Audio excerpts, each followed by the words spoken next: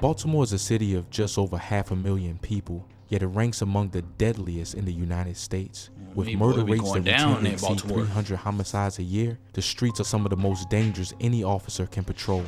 Since 1990, dozens of Baltimore Police Department officers have lost their lives in the line of duty, caught in gunfire, fatal crashes, and targeted attacks. Their deaths underscore the constant risk that comes with policing a city where violent crime is high, community tension runs deep, and backup can be only seconds too late.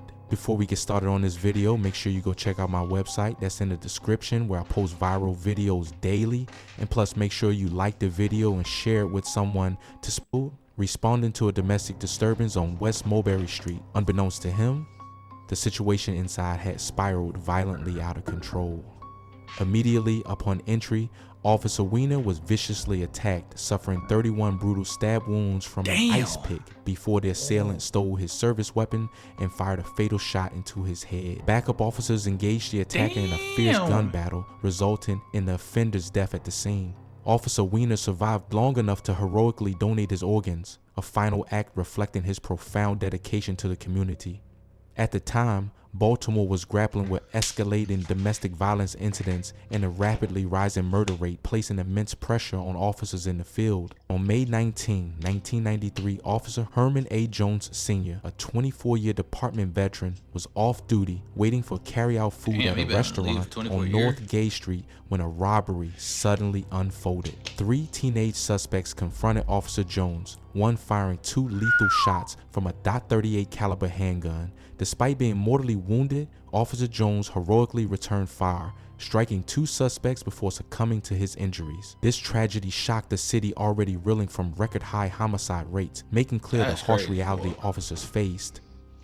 Even off-duty in Baltimore's most crime-ridden neighborhoods, Lieutenant Owen Eugene Sweeney Jr., May 7, 1997, was attempting to serve a mental health warrant on Bertram Avenue when an individual barricaded inside fired a 16-gauge shotgun blast through a closed door, striking Lieutenant Sweeney fatally in the lower back. His death spotlighted the complicated intersection of mental illness and policing in Baltimore, sparking intense discussions around officer safety protocols and crisis response procedures. Lieutenant Sweeney's 29-year career was marked by mentorship and courage, leaving a legacy deeply felt throughout the department. Detective Thomas G. Newman, November 23, 2002, fell victim to a retaliatory assassination in Dundalk Avenue. Newman had previously survived a shooting while off duty, bravely testifying against his attackers. Tragically, the associates of his earlier assailants ambushed him outside a bar, shooting him multiple times without warning. Detective Newman's death underscored the ruthless nature of witness intimidation and gang violence pervasive in Baltimore at the time, highlighting the risks officers took even when attempting to protect their own lives off duty. Agent Michael Joseph Cowdrey Jr., March 13, 2001, part of a specialized plainclothes task force targeting escalating street violence, was fatally ambushed while questioning individuals on Harford Road. A sudden, violent gunfire attack from a hidden third party left Agent Cowdrey mortally wounded. His tragic death prompted urgent revisions in undercover tactics, fueling calls for more robust safety protocols amid Baltimore's violent drug wars and spiraling homicide rate, which peaked that year. Officer Brian Dante Winder, July 2, 2004, responding bravely to a routine disturbance call on Edmondson Avenue, was ambushed by 2 suspects, one of whom had a personal vendetta after Officer Winder arrested him for selling counterfeit DVDs. Officer Winder, a decorated Army veteran, valiantly engaged the assailants despite severe injuries. His tragic end a sobering reminder of the constant vulnerability faced by patrol officers. His death deeply shook the Southwest District and highlighted tensions between street-level criminal enterprises and police enforcement action. Detective Troy Lamont Chesley Sr., January 9, 2007, was fatally shot in an attempted robbery immediately following his shift on Fairfax Road. Despite his mortal wounds, Detective Chesley courageously returned fire, enabling the swift apprehension and conviction of his murderer. His death emphasized the relentless threats of robbery and violence officers face daily, both on and off duty, intensifying discussions around officer safety, personal security measures, and the need for community police partnerships in Baltimore's most dangerous neighborhoods. Officer Keona Shannon Holly, December 16, 2021, became a symbol of heartbreak and resilience for the city after being being ruthlessly ambushed while sitting in her patrol vehicle on Pennington Avenue. Her attackers later murdered another individual miles away over a mere $100.00 debt, underscoring the senseless and indiscriminate violence officers confronted daily. Officer Holly's sacrifice, which led to the renaming of Pennington Avenue in her honor, deeply resonated throughout Baltimore, highlighting the extreme risks officers face even during routine patrol duties. I ain't gonna lie, don't get me wrong. I know, like I said, it's a love thin line, a love-hate relationship with the police, especially in, the black communities in urban areas. I'm gonna put it that way, urban areas. But like I said, don't get me wrong, like I say, yeah, some police officers do put that badge on and go out there and, like I said, wreak havoc, and strike fear into the community. But some really go out there to do their job. It's just like it's weird, bro. I understand that it's just not safe for the police officer, bro. Just as much as you think it is, bro. Yeah, they got that badge and that gun, but people still would try you. And it's just unfortunate. Yeah, they human beings as well, and I know they the police and you don't like them, but we got to take into account that they got families as well. And like it's crazy, but like I said, but Baltimore, Every officer in Baltimore dies from gunfire. Some lose their lives in high-speed crashes while racing to respond to calls, back up fellow officers, or chase down suspects. In a city where urgency is constant and danger comes from every direction, even a patrol car can become a coffin.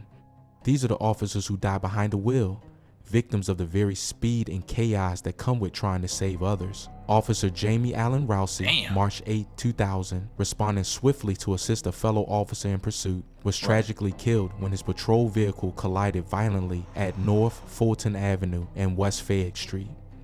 His untimely death at just 22 years old brought renewed attention to the risks inherent in rapid responsive driving, prompting the department to enhance emergency driving protocols and training. Officer Crystal Demeen Sheffield, August 21, 2002, became Baltimore's first female officer to die in the line of duty when her marked cruiser collided with another police unit responding to an emergency. This tragic milestone led to urgent reforms in inter-unit communication and response coordination protocols, deeply impacting departmental operations. Officer Forrest Edward Dino Taylor, February 18, 2012, sustained catastrophic injuries responding to backup calls when a civilian vehicle ran a red light, violently colliding with his cruiser on Guilford Avenue. Officer Taylor fought bravely through spinal surgeries before tragically succumbing, underscoring the unpredictable dangers patrol officers endure daily. Officer Craig Anthony Chandler, January 9, 2015, seriously injured while pursuing illegal dirt bikes, emphasized the complexities of urban vehicular enforcement. His passing after months of hospitalization led to renewed scrutiny around policies governing vehicular pursuits and community discussions on balancing enforcement with public safety. Officer James Earl Fowler III, September 27, 2010, a dedicated 34-year veteran, tragically lost his life traveling to specialized accident investigation training in Pennsylvania. His passing highlighted the often overlooked risks officers encounter even during training and professional development missions. Some officers died in ways that no one could have predicted. Strange, tragic, one-in-a-million moments that stand out even among the violence of Baltimore. From a helicopter crash during a search to being accidentally shot by fellow officers in the chaos of a fight, or collapsing after complications from a spinal surgery caused by an on-duty collision. These are the officers whose deaths came under rare, heartbreaking circumstances that remind us danger wears many faces. Flight Officer Barry Winston Wood, then 4th November 1998, piloting a helicopter in pursuit of a stolen vehicle, was fatally injured after engine trouble forced an emergency landing near the Baltimore and Ohio Railroad Museum. His heroic efforts saved his observation officer, drawing critical attention to aerial support operations and their inherent risks. Officer William Henry Talbot Jr., January 9, 2011, was mistakenly shot by fellow officers amid chaotic nightclub violence, profoundly affecting department-wide tactical communication and identification protocols, shaping future training to prevent similar tragic occurrences. These officers' lives and sacrifices are woven intricately into Baltimore's larger story, a city struggling with systemic issues, violence, and complex community police dynamics. In each era, Whether amid the crack cocaine epidemic of the 1990s, gang proliferation in the 2000s, or systemic unrest in recent decades, Baltimore's officers face evolving threats that mirrored larger societal tensions and challenges. On me, boy. Rest in peace to all them officers that lost their lives. Like I said, they be going down to Baltimore. You already know Baltimore, like I said, being a crazy city. But like I said, rest in peace to them officers because those to their family. Man, y'all like and comment. Let me know y'all thoughts on the video, and I'll catch y'all on the next one. Oh, if y'all can check out my second channel, it's D.SHELTON TV. The link is in the description.